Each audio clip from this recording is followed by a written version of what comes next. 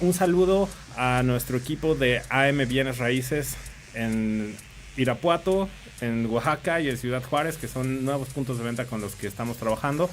Y me gustaría también mandar un saludo especial para Lore Mayo y todo su equipo de Novotec, que actualmente tienen un foro inmobiliario industrial en La Paz. Saludos a todo su equipo y también a Dani Villegas de Century House Hunters. Y bueno, muchachos, el día de hoy vamos a tener un programa de preguntas y respuestas con el doctor inmobiliario. Bien, entonces vamos a comenzar. Estas preguntas las solicité en algunos grupos de asesores inmobiliarios. Obviamente filtramos algunas para que nos quedáramos como que con las que podemos dar más contenido. Y entonces comenzamos con la primera. Dice, ¿qué hago si mis asesores inmobiliarios piensan que saben todo y no hacen caso? ¡Auch!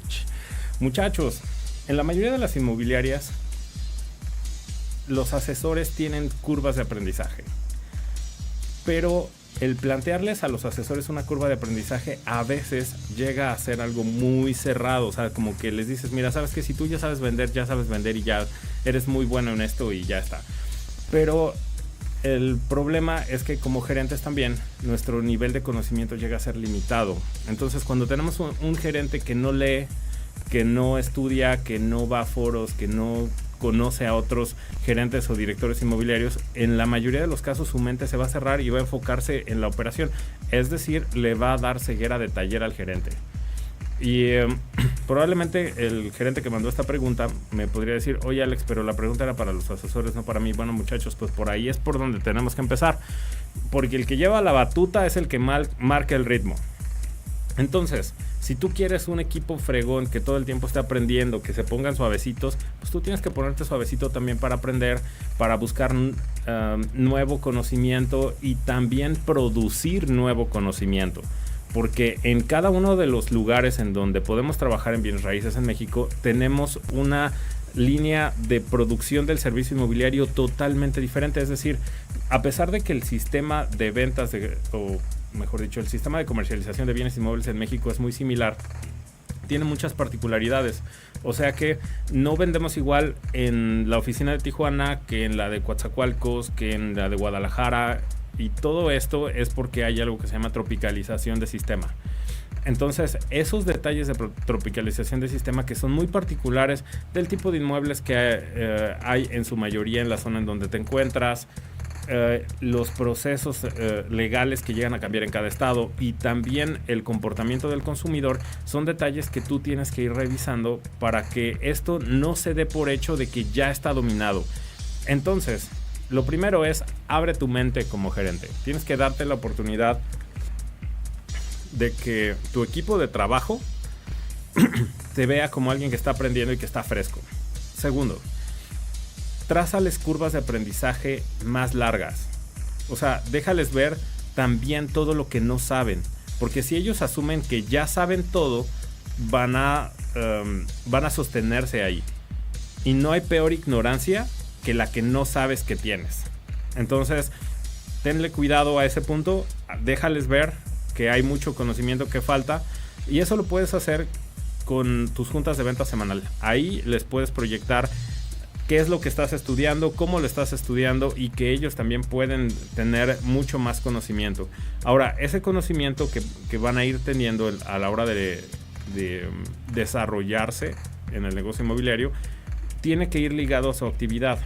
Entonces, no sé, si tú te dedicas a vender desarrollos inmobiliarios desde preventa, pues no les vas a enseñar sucesiones intestamentarias o cómo ganar un litigio de usucapión o prescripción, entre otras cosas. Son temas totalmente diferentes.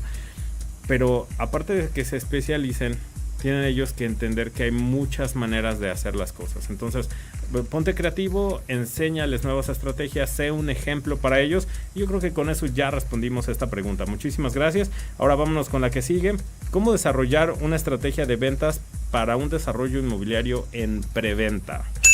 Ok, esta pregunta me gusta mucho porque ya me la han hecho en físico algunos amigos, algunos colegas. Lo primero es que necesitas, antes de comenzar con la comercialización, necesitas entender cuánto va a ser tu utilidad neta. Y para esto tienes que hacer una investigación de costos unitarios, llevar a cabo todo tu proceso de obtención de licencias, de factibilidad de agua, de impacto ambiental. O sea, necesitas tener toda tu carpeta armada. Ese es el primer paso. Una vez que ya tienes esto, entonces puedes hacer tu compendio de costos y gastos para ver en cuánto te va a salir la obra completa. Después de esto, vas a considerar dos valores. El primero, el valor presente neto. ¿Cuánto valdría este inmueble si ya estuviera construido hoy? Y después, con la tendencia de crecimiento de valores de los últimos años, puedes hacer una proyección al tiempo que tú puedas vender el inmueble, o sea, que ya lo tengas listo para que se pueda escriturar. Y ese valor que vas a obtener va a ser tu valor de venta. El valor de preventa va a ser un poquito menos que esto, porque quieres darle el incentivo a los compradores para que puedan interesarse en tu predio. Y de esta manera vamos a tener ya bien claro que uno va a ser el valor de preventa y otro el valor de venta. Usualmente varía por ahí de un 5 o 7% máximo. También no recomiendo que sea mucho más, porque la diferencia de precios a veces no la pagan. Entonces vamos a hacer que esto sea funcional, y la única manera de hacerlo funcional es que lo hagas simple. Y hacerlo simple para el comprador es que tenga un precio que sea alcanzable y que lo puedan apartar con alguna cantidad simbólica, quizá no mayor al 20% del valor del inmueble. Y esto le va a servir al desarrollador para que también pueda capitalizarse un poco y cubrir sus costos y gastos, o al menos una buena parte, en lo que construye todo el predio. Ahora, sacar los inmuebles en preventa no es sencillo. A veces, cuando estás en preventa, por muy llamativo que sea el predio, cuesta trabajo superar el 30% de los vendidos.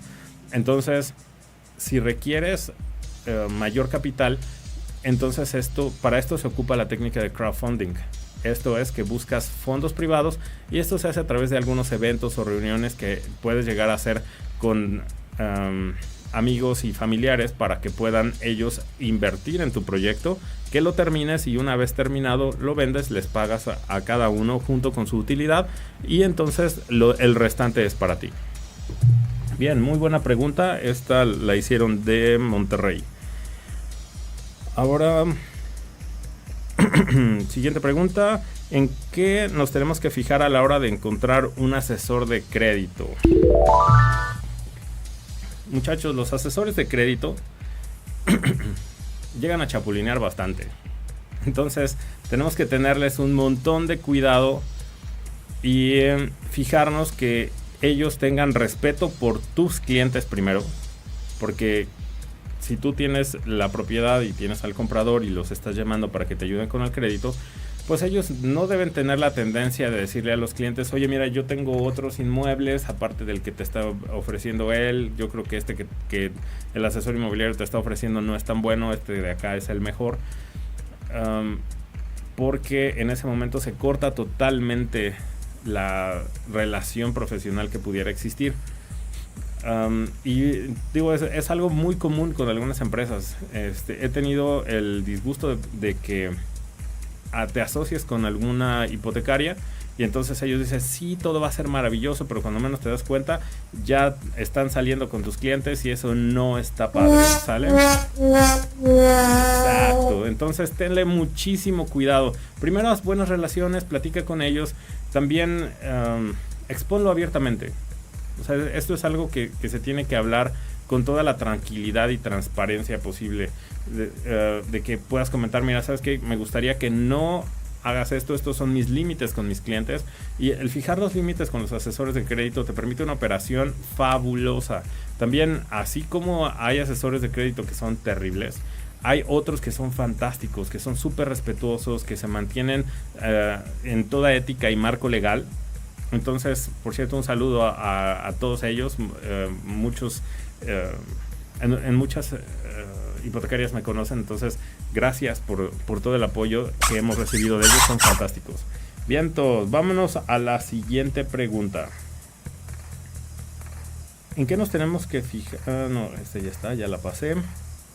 ¿Cómo puedo posicionar la marca de una inmobiliaria nueva? Ok, lo primero es que identifiques el target al que vas, tu segmento de mercado. La segmentación de mercado es una de las cosas más sencillas que pueden existir. El problema es que nos complicamos. Y aquí creo que esa va a ser una explicación bastante larga, pero te va a ayudar un montón. Entonces, comenzamos porque cuando vas a elegir tu target, tienes que estar consciente que elegirlo es renunciar a los otros targets. Hay un remix en todos los inventarios de las inmobiliarias que en lugar de favorecerles, les perjudica. Porque hay inmobiliarias que tienen en venta bodegas, departamentitos en la Narvarte, y también tienen inmuebles de interés social y también casitas en Ixtapaluca. O sea, tienen de chile, dulce y manteca. Muchachos, eso no se puede.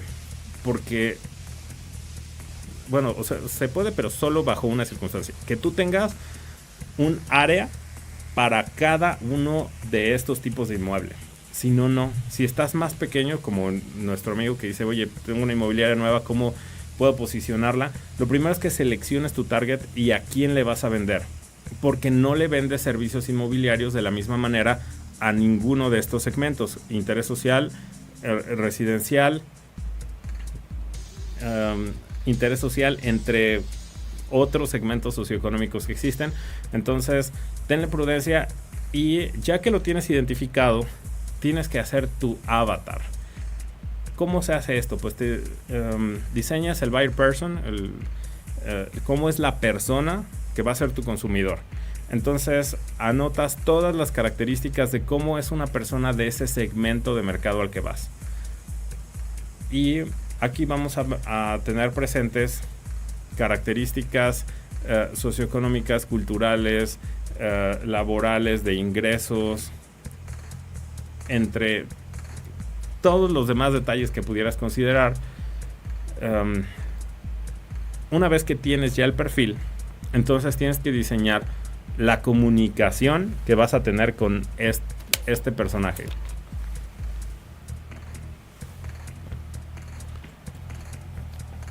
Tu comunicación tiene que ser muy clara y muy directa, pero el canal es lo más importante. ¿A qué me refiero con el punto del canal? Que tienes que afinar cómo le va a llegar el mensaje a esta persona. Si tu target llega a ser un target que todavía ve medios físicos impresos, tienes que especificar de una manera muy clara cuál va a ser el mensaje, cómo le va a llegar, dónde lo va a ver, bajo qué circunstancias se lo va a encontrar. Si es por medios digitales, lo mismo. Y que puedas ocupar una semántica adecuada a esto. Esto ya nos lleva a no solo el marketing, sino a que pudieras, así como lo hace un director de escena, que te puedas imaginar cuál va a ser la historia con la que tu cliente va a encontrarte como inmobiliaria. Para hacerlo un poquito más real, voy a poner un ejemplo de una telenovela.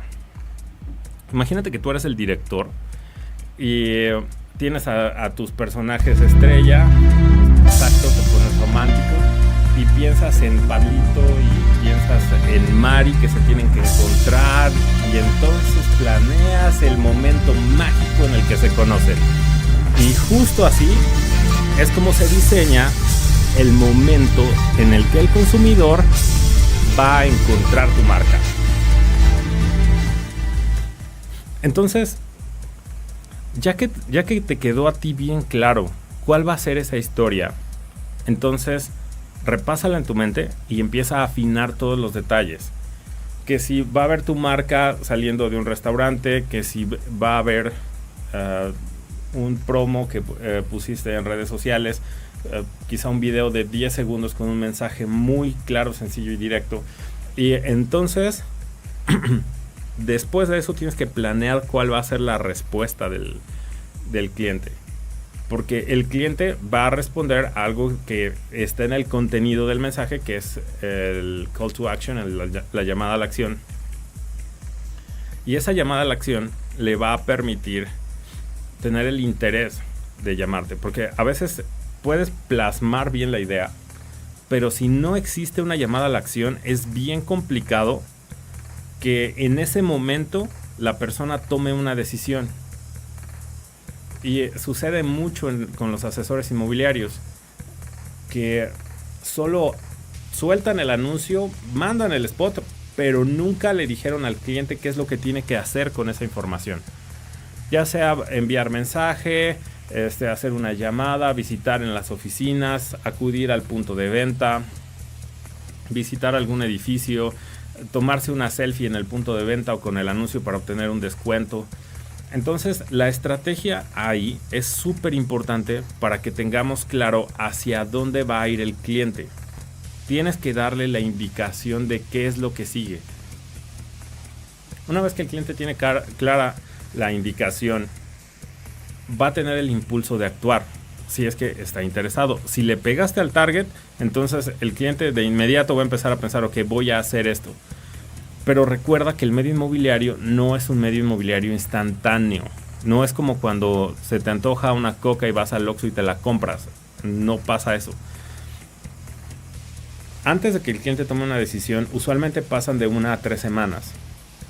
Y esos impactos tienen que ser repetitivos durante ese periodo para que ese cliente tome una decisión. Y ojo que el mercado inmobiliario no es un océano azul. O sea, no es un mercado en donde solamente hay una estrella que es el único proveedor del servicio y ya. O sea, tienes mucha competencia. Al tener un montón de competencia, este consumidor va a revisar la propuesta comercial de otras inmobiliarias. Y eso es fabuloso. Porque hay inmobiliarias que no contestan el teléfono. Hay otras que lo contestan súper mal. Ojo con sus guiones de llamada. También hay otras inmobiliarias que te contestan pero ya no te dan seguimiento, y ahí es en donde los que a lo mejor no son tan buenos con el guión pero son bien persistentes para el seguimiento se quedan con los clientes. Pero ¿qué te parece que mejor armas una línea de seguimiento impecable en la que tu anuncio es bueno, tu llamada a la acción es buena, toman bien la llamada o el primer contacto con el cliente es amigable y se siente cómodo? Y hay un seguimiento muy puntual para que el cliente se quede contigo. Entonces eso es súper importante, porque de ahí es de donde ya tienes al contacto y lo puedes fidelizar, ya sea por contrato o con algún tipo de acuerdo o promoción con el que el cliente se enganche. Ahora, para los inmobiliarios nuevos, el 90% de las inmobiliarias están en redes sociales, el otro 10% no, y también venden. Entonces, si pudiera hacer un diagrama de Venn, podríamos ver que no todas las inmobiliarias tienen un enfoque en medios digitales y venden. Otras no tienen nada digital y venden. Y hay otras más que tienen todo digital y venden, y hay otras que tienen todo digital y no venden nada. ¿Qué es lo que hace la diferencia? El seguimiento y el contacto, el acercamiento con el cliente. Algo que he tenido el gusto de ver con inmobiliarios de todos los niveles en México es que al preguntarles, y esta es una pregunta que hago recurrente, oye, ¿cómo empezaste a trabajar tú? ¿Cómo empezaste a abrir mercado?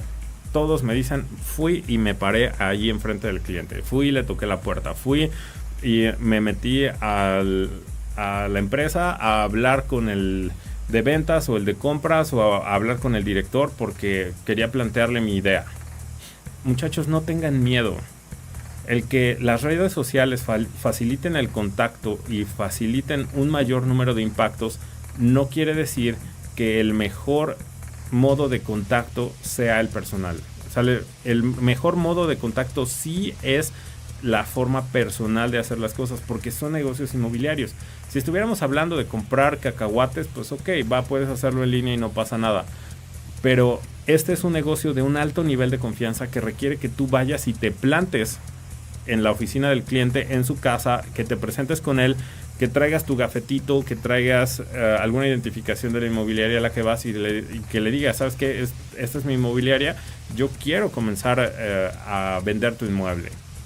Son frases que quizá podrían ser muy sencillas cuando te presentas con los clientes, pero son esos mensajes cortos de alto impacto lo que genera una diferencia entre ser un asesor inmobiliario de banqueta que solamente está ahí esperando a ver a qué hora le llegan los clientes, o de esos sovereignty managers que solo esperan a ver a qué hora les llegan los leads calificados, que eso no existe, no en bienes raíces. Entonces, si tú realmente quieres un buen cliente fidelizado, ve por él. Esa es la mejor forma en la que puedes comenzar a trabajar. Ahora, ya que tienes armada la estrategia, ya tienes todo tu proceso bien definido y ya te pusiste los pantalones y fuiste a hablar con los clientes, digo, te pusiste los pantalones porque sí dan nervios, ¿eh? Cuando empiezas a trabajar en el negocio inmobiliario que quizá no tienes colmillo, sí, el ¿qué le voy a decir? A veces sí hace que se te enchine la piel. Tengo miedo. Efectivamente. Entonces, mis queridos amigos, pónganse los pantalones, vayan y párense enfrente del cliente, hagan que ellos sepan que tú eres una persona confiable y te den el negocio para que tú puedas producir muchos billetes con él. Ahora, ya que está armado toda la estrategia, necesitas hacerla consistente. Porque algo que les pasa a la mayoría de las inmobiliarias es que ponen una campaña, se esfuerzan tantito, a los meses cobran y cuando se les acaba el dinero es cuando vuelven a empezar. Eso está de la frutilupi. No podemos acercarnos a ese tipo de operaciones porque son el tipo de operaciones que matan los negocios. O sea, porque en uno de esos sube y bajas va a haber un momento en el que ya no vas a volver a subir. Por X o Y, o sea, te agarra un momento de mala salud, algún problema familiar, algún detalle de mercado, alguna pandemia, lo que sea, y ya no te levantas.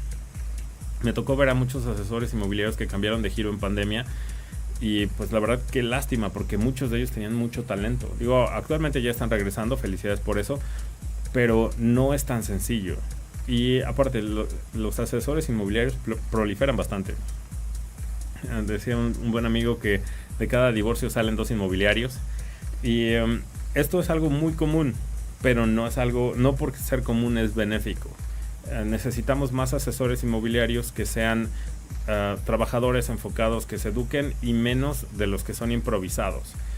¿Sale? Entonces mantengan estrategias a largo plazo, controlen sus cifras y entonces su estrategia de mercado va a permitirles muy buenos rendimientos, permanecer bien en el mercado y permanecer en el top of mind de la gente, o sea, en la mente del consumidor. Bueno, pues mis queridos amigos, vamos a una pausa y volvemos con el doctor inmobiliario aquí en Preguntas y Respuestas. Muy bien, ahora vamos a la siguiente pregunta. Dice, me gustaría empezar en comercialización de inmuebles industriales. ¿Cómo le hago? Ok. Esto de la comercialización de inmuebles industriales se puso de moda. Y para eso quiero platicar un poquito de la historia que he llevado con Valuamex. Ha sido un proceso largo para llegar hasta donde estamos. Antes esto se llamaba AM Industrial. Esto fue poco antes de la pandemia, quizá un año antes de la pandemia, que empezamos a reforzar el trabajo en comercialización industrial, tanto en Ciudad de México como en otros estados.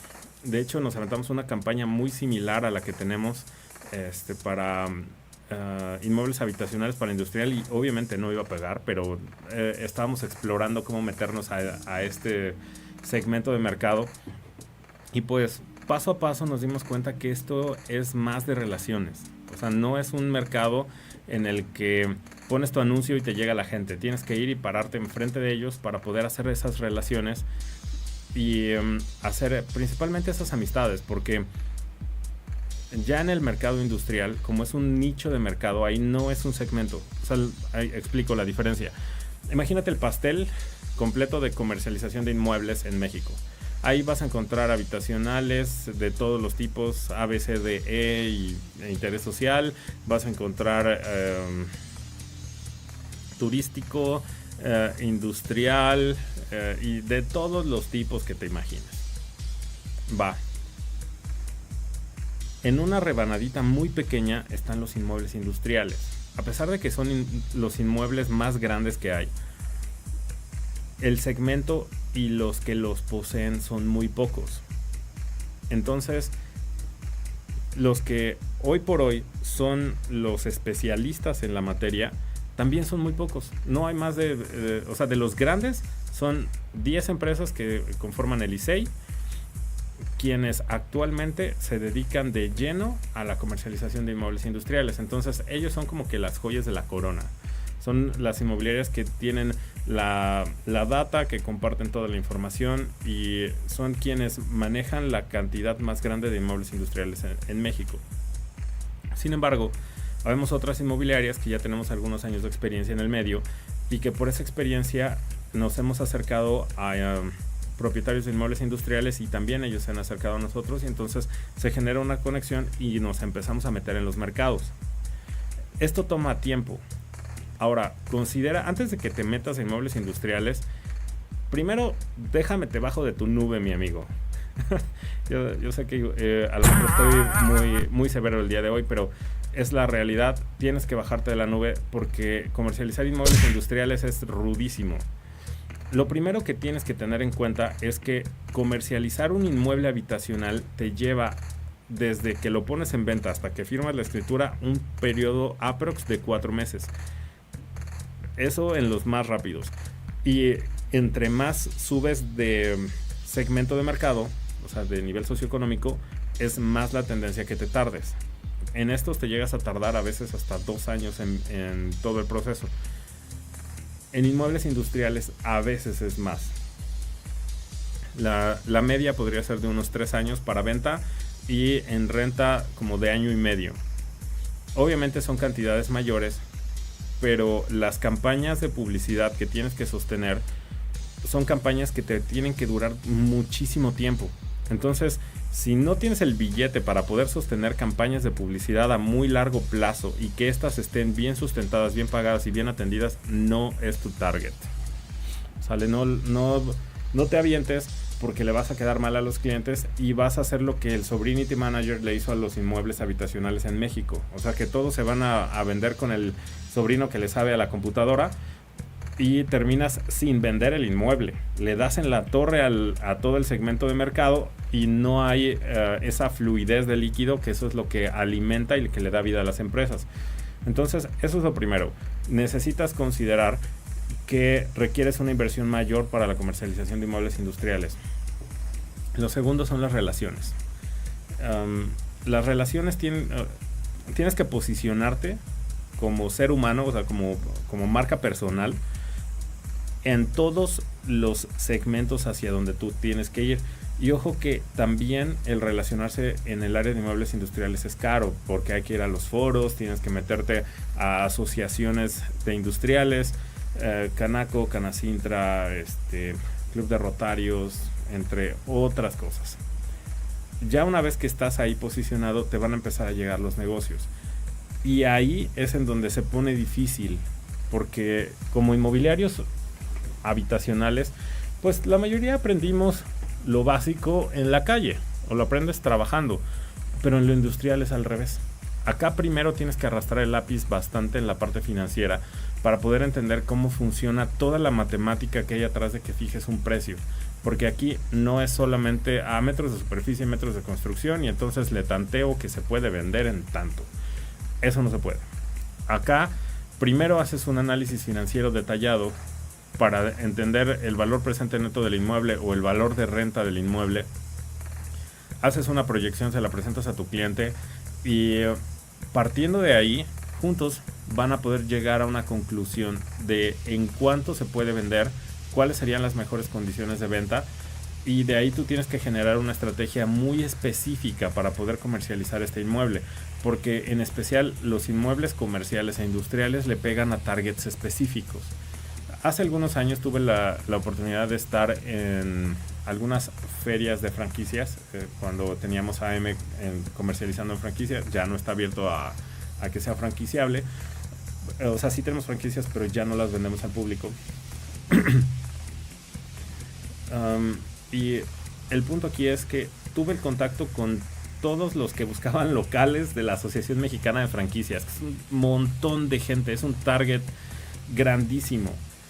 Y ahí tuve el gusto de platicar con el director de Subway, de otras marcas, como esta de Todo para sus pies, y bueno, montones de franquicias que buscan locales. Y todos te piden características muy similares, que sea como que el mejor local de la placita, que esté en los mejores lugares, que la renta sea lo más barata posible. Pero los acuerdos comerciales para las plazas ya están concesionados. Pues, si no, pregúntele al CEA, que ellos tienen la mayoría de las plazas que hay en México y ya tienen todo tasado. Y si tienen algo parecido en su plaza que ya esté de sus clientes, nunca te van a permitir entrar a su plaza. Entonces, este tipo de acuerdos se hacen o directamente con las empresas que son las desarrolladoras de los inmuebles comerciales, como las plazas comerciales, o buscas zonas de interés y hay que ir a hacer recorridos pie de calle, lo cual no costea, esto después de haber hecho el cálculo, no costea para arrendamiento a menos que lo hagas por mucho volumen. O sea, si traes unos 20, 30 clientes que buscan locales en arrendamiento en ciertos lugares, pues ya puedes poner a alguien de tu inmobiliaria para que se enfoque únicamente en arrendamiento comercial, o podríamos también buscarlo industrial y ya, adelante. Pero son perfiles muy específicos. Acabo de mencionar de los de la Asociación Mexicana de Franquicias, pero también podríamos pensar en giros más grandes como fábricas, quizá bodegas, entre otras muchas. Es que la parte de manufactura se divide en muchas áreas y no acabo si me pongo a mencionar todo. Pero ahí hay un target muy especial, porque tienes que entender cómo se comportan cada uno de estas empresas para poderles ofrecer un inmueble. Hace poco platicaba con una amiga y me dijo, oye, ¿qué le podemos meter a este inmueble? Y de volada empecé a pensar, bueno, ok, este inmueble tiene estas características, entonces necesito a alguien que quiera esas características específicamente como están, porque a veces los inmuebles industriales son difícilmente sujetos a cambio, porque ya tienen algo que se llama usos adquiridos, o sea que durante más de 25 años han tenido el mismo uso. Entonces Sedubi en Ciudad de México y todas las secretarías de desarrollo urbano en los estados consideran que ese inmueble es propio para ese uso en específico, y obviamente todos tienen su tabla de usos de suelo.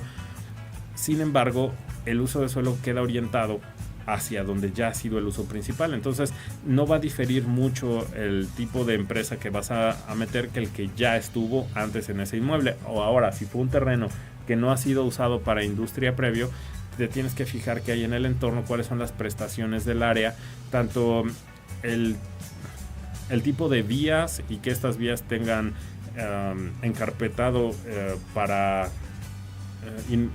vehículos pesados, que la factibilidad de agua y el impacto vial y el impacto ambiental sean adecuados, entre otros muchos detalles. O sea, aquí ya nos metemos en un detalle mucho más profundo, mucho más técnico, que a la mayoría de los asesores inmobiliarios les da hueva profundizar.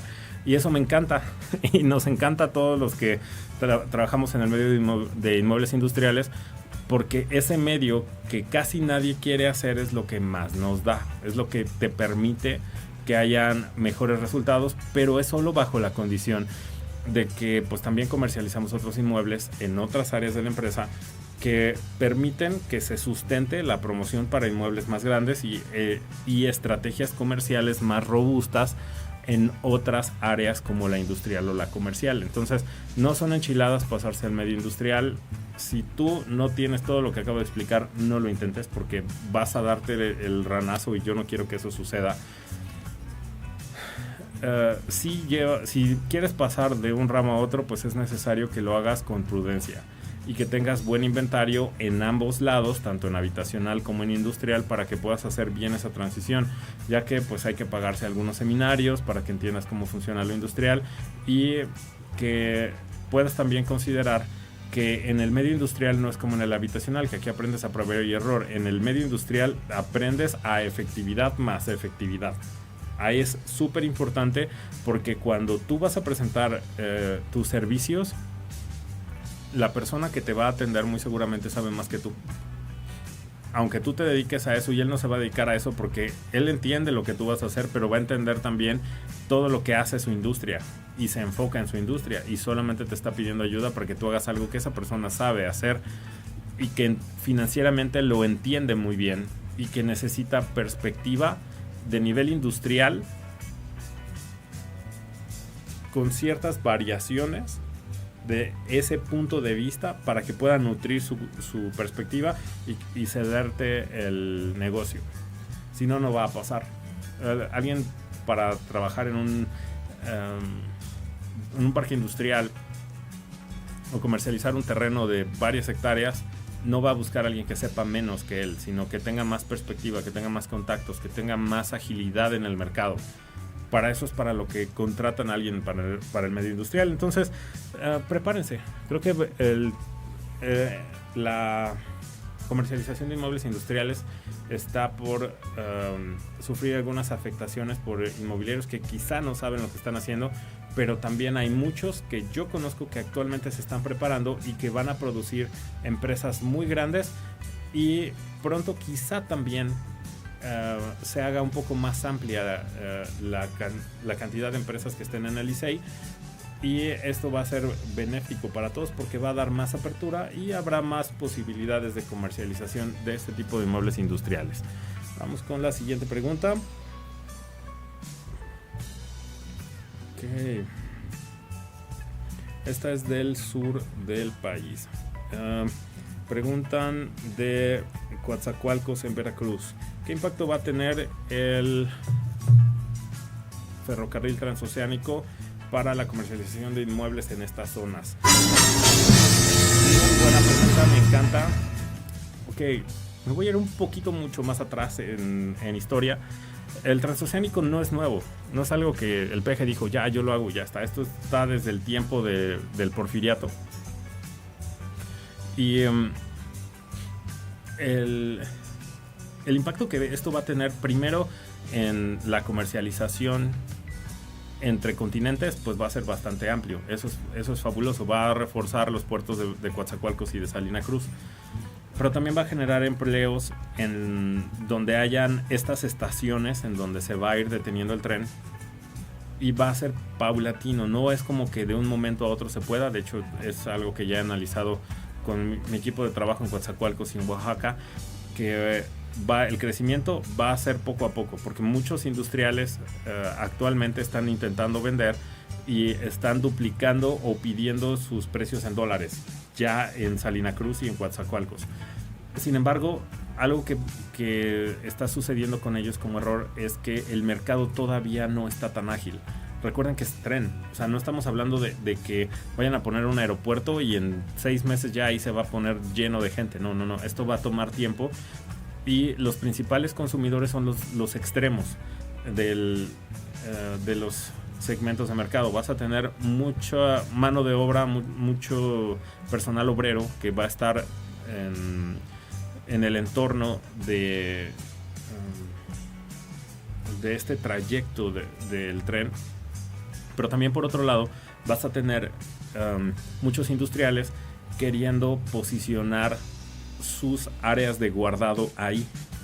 Entonces va a ser poco a poco, porque aún no está probado el beneficio, y esto requiere de un poquito de consistencia, porque el Estado de Derecho que hay en México a veces es complicado. Actualmente con el Tren Maya pues hemos podido ver un avance, está muy bonito y es eficiente y todo, pero bueno, ahora vamos a tener que ver que esto funcione en el transoceánico, ya que también tuvimos una afectación cuando fue lo del aeropuerto de Texcoco, y hasta no estar completada la obra y que no esté operando como tiene que operar, no tenemos certeza del impacto que este va a tener. Y sí, probablemente me digas, oye Alex, pero es que necesitaríamos hacer una proyección. Yo creo que la mejor proyección en ese caso sí es el ir paso a paso con la obra y con los resultados, porque en cada estado hay diferentes dificultades, inclusive con el sindicato de ferrocarrileros que les paró la obra hace algunas semanas. Ya después se llegaron a acuerdos y se corrigió, pero estas cosas son algo muy normal en las obras públicas en México, y esto se tiene que dimensionar al paso que va creciendo. Entonces, mucho ojo ahí. Sí son áreas de oportunidad, pero no es tan rápido como lo podemos ver en otras áreas. Ahora, al destaparse la parte del nearshoring en México y analicemos estos canales de distribución que existen de los productos terminados o de los avances en las manufacturas para las maquiladoras, tanto en México como en Estados Unidos, pues estas tienen un trayecto, y principalmente en donde están las pistas como la del Pacífico, la 45, también la que va hacia Monterrey. Estos son los principales canales de comunicación que se tienen para el nearshoring. Entonces, ahí en esas zonas es en donde va a haber mayor crecimiento de la industria. Me encantaría que también fuera en otros lados, pero es complicado porque esto del nearshoring se trata de comunicación terrestre. Entonces, esa es la manera en la que van a estar mejor comunicados y mejor distribuidos todos los productos, y es por eso por lo que los industriales buscan que sus plantas de manufactura, sus sedis y todos los áreas de almacenamiento que existen puedan estar pegadas a estas áreas. Entonces con eso ya dejamos claro cuál sería el impacto y qué tenemos que considerar. Sí les recomiendo comprar tierra cerca de estos lugares porque va a tener algo de plusvalía, aunque hay otras ciudades en México que también la tienen o que quizá es mayor que en esas zonas. ¿Sale? Bueno, muchachos, pues vámonos a una pausa de un minutito y volvemos con la receta del doctor inmobiliario.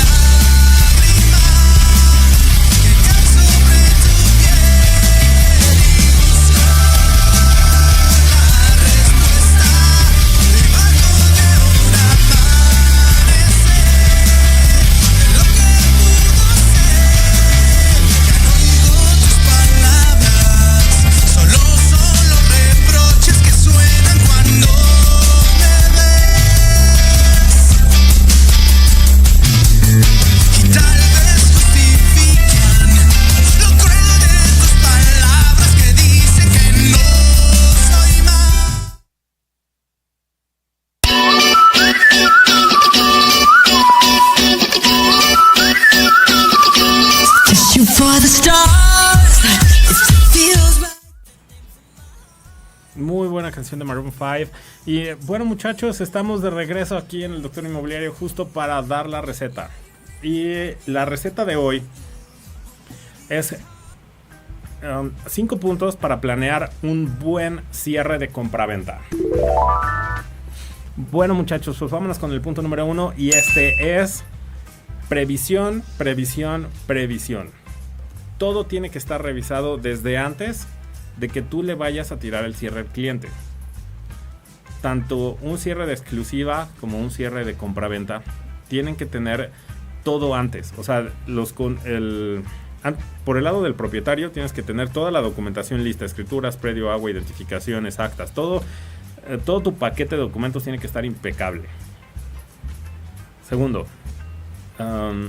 con el comprador tienes que tener confirmada la forma de pago, con quién se va a llevar el proceso notarial o de crédito, y tiene que estar de acuerdo en las condiciones y en los tiempos en los que se va a llevar a cabo la compraventa, porque a veces llega a haber ahí algún detalle que se tiene que afinar previo. Entonces, si tú previenes, vamos a poder pasar tranquilamente al punto número 2, ¿sale? Entonces, este punto número 2, muchachos, es genera acuerdos por separado primero, antes de juntarlos. Entonces, con el propietario tienes que tener en claro el precio de cierre, el proceso de compraventa, incluso si tiene que llevar a cabo trámites para arreglar la documentación antes de venderse, tiene que estar claro, inclusive hasta de los impuestos tiene que saber. Y de la parte compradora lo mismo, el comprador tiene que saber cómo va a ser su proceso de compra, los impuestos que tiene que pagar, con qué notaría va a hacer, seguimiento con su asesor de crédito.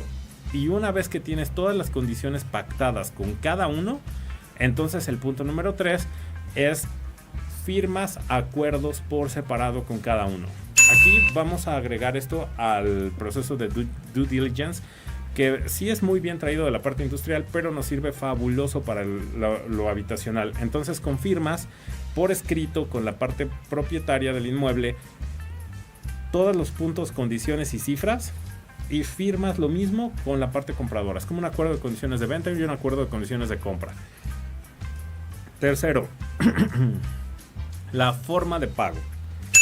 La forma de pago tiene que estar perfectamente definida, en especial de tu comisión. Tienes que saber de dónde va a salir esa comisión, cómo te la van a pagar, cuándo te la van a pagar, y le tiene que quedar claro a quien te la va a pagar todos estos detalles, para que a la hora de poner los billetes sobre la mesa no diga, ay, te pago después, o es que no me gustó esto y no te voy a pagar, no, para nada. Sabes que ahí está tu dinero, ya es lo que quedamos y listo. O mejor, tú que recibas el enganche como asesor, le pagas al propietario, le pagan la otra cantidad y listo, que eso también es una muy buena práctica. Ahora, punto número 4. Con prudencia para juntarlos. No los juntes solamente porque sí. Hay muchos asesores que no previenen, no tienen acuerdos firmados por su cuenta y no están todas las condiciones en orden y los juntan. Recuerda que en los negocios inmobiliarios los propietarios y compradores no deben negociar entre sí. Esa es tu chamba. Entonces, para cuando los juntas, es solamente para que saques del acuerdo de condiciones de compra y entonces hagas check, check, check y las partes digan, sí, exactamente, en eso quedamos, estamos de acuerdo. Y por último, disfruta del trabajo. El cierre de la compraventa es la parte más estresante para todos los asesores inmobiliarios porque les da miedo. Es como cuando estás en una relación tóxica, te da miedo poner límites y eso no está bien. No, muchachos, porque en las relaciones tóxicas con los clientes, el cliente hace lo que le pega su gana, termina por pagarte o no pagarte, te retrasa y no queremos nada de eso. Entonces, asegúrate de disfrutarlo, de prever y de llevar a cabo estos 5 puntos para tus cierres de compraventas exitosos. Muchísimas gracias por todo. Nos estamos viendo en el siguiente programa de El Doctor Inmobiliario.